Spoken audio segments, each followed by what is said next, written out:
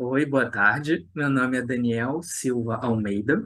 Eu sou aluno do curso de Estética e Teoria do Teatro na graduação e hoje eu vou apresentar os resultados de meu projeto durante um ano de IC. Peço licença para compartilhar a tela. O projeto que eu vou apresentar se chama Roma Damasco, uma peça sonho, de August Strindberg. Esse projeto ele está com o de IC, ele está sob a orientação da professora doutora Vanessa Teixeira de Oliveira. Esse projeto está dentro de iniciação científica, está dentro do projeto de pesquisa chamado Projeto Strindberg, Os Segredos da Tribo, cujas docentes são a professora doutora Larissa Cardoso Feres Elias, da UFRJ, e a professora doutora Vanessa Teixeira de Oliveira, aqui da Unirio. Esse projeto foi contemplado pelo edital FAPERJ, Programa de Apoio à Produção e Divulgação das Artes 2016. E ele tem como resultado, o produto final, a produção de uma dramaturgia e da encenação de uma peça a partir das obras de teatro de câmara de August Strindberg. August Strindberg, ele viveu entre 1849 e 1912. Ele é um escritor, dramaturgo, pintor e fotógrafo sueco. É considerado pelo teórico alemão Peter Zonde como um dos responsáveis pelo processo de transformação na forma dramática, promovendo a crise do drama, ocorrida a partir de meados do século XIX. É também o fundador do Intima Theater, ou Teatro Íntimo, em Estocolmo. O teatro ficou em atividade entre os anos de 1907 e 1910.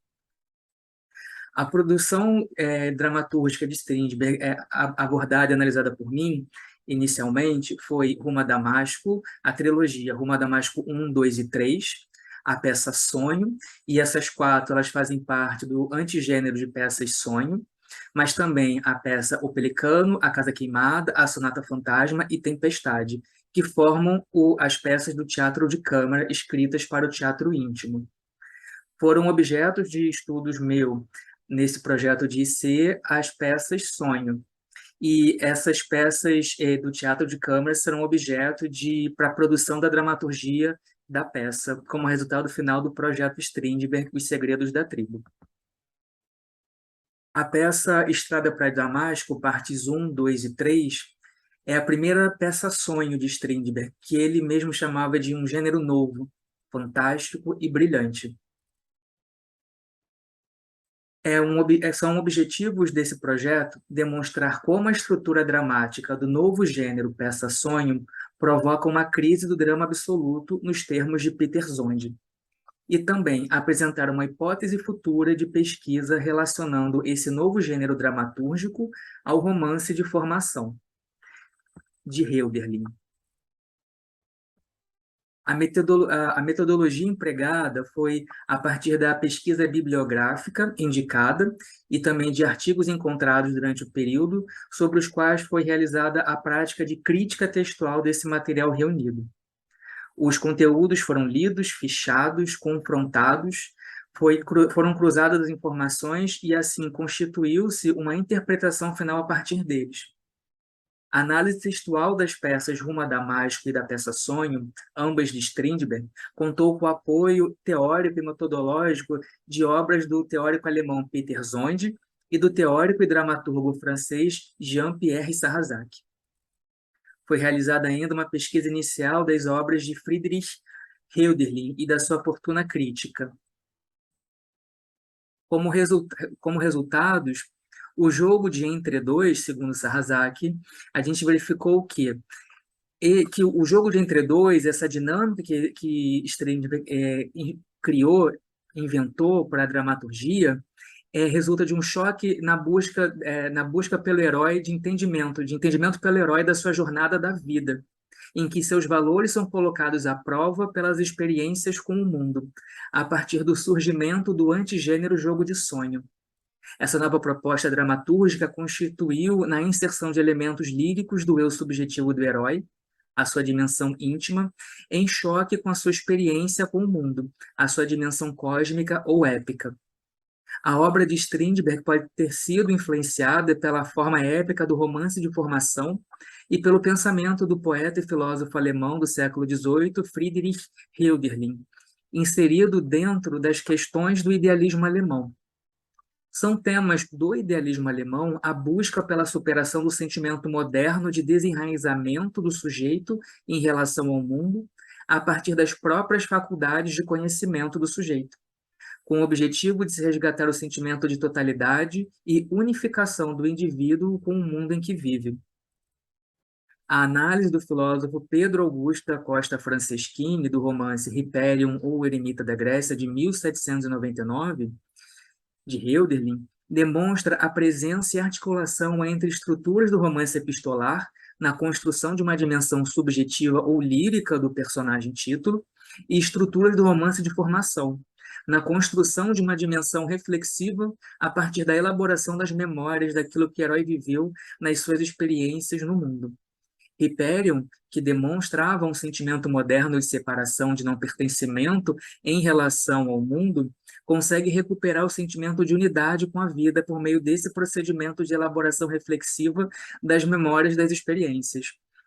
Na peça Estrada para Damasco 1, o personagem desconhecido, ele atravessa também uma trajetória, né? Tem até essa senha, assim, essa pista no próprio título da peça, né? Que é uma estrada, é uma jornada, e esse é um elemento de epicização que Strindberg trabalhou em cima da forma dramática, e dentro de cada cena o personagem, o herói, ele extravasa o seu conteúdo subjetivo. Ele não coloca a sua subjetividade em conflito com a subjetividade dos outros personagens, num conflito intersubjetivo, como é uma regra, uma receita, uma necessidade da forma dramática.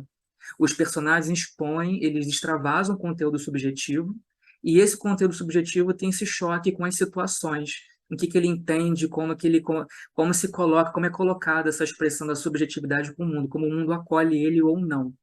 E ao longo dessa trajetória, ele é convocado a buscar um entendimento maior e buscar uma unidade com a vida, se reconciliar com a vida. Nesse sentido que nós vimos uma aproximação da obra de Strindberg com o romance de Hölderlin, do filósofo Hölderlin. Conclusões. A importância da peça Rumo a Damasco para a dramaturgia moderna e contemporânea se justifica pela fundação de um novo gênero dramático, ou como escreve Sarrazaki, um antigênero, que aposta no desvio, no jogo do entre dois, na implosão de uma racionalidade dramática, no sentido de dar vazão a uma outra lógica, uma lógica onírica.